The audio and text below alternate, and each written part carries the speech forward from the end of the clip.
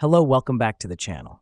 Today, we're diving right into how to track your sales goals using Monday.com, the complete 25 guide.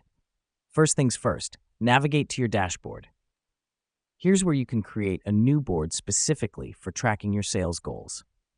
The reason we do this is to have a central, organized place for all your sales information. Now that you've created your sales board, it's time to add your sales goals. Simply click on Add a new item, type in your sales goal, and hit the Enter key. This helps us because it gives us a clear target to aim for and keeps us focused on our objectives. Next up, we're going to assign each of these goals to a team member. Click on the Person column and select the right person from the drop-down list.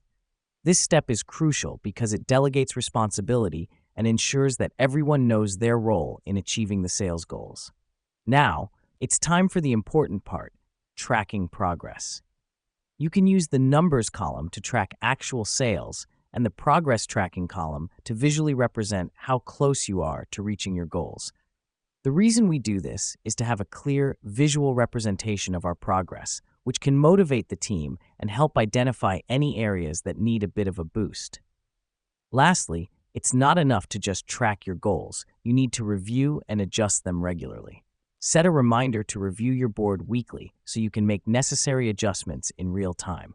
This is key because sales goals aren't set in stone.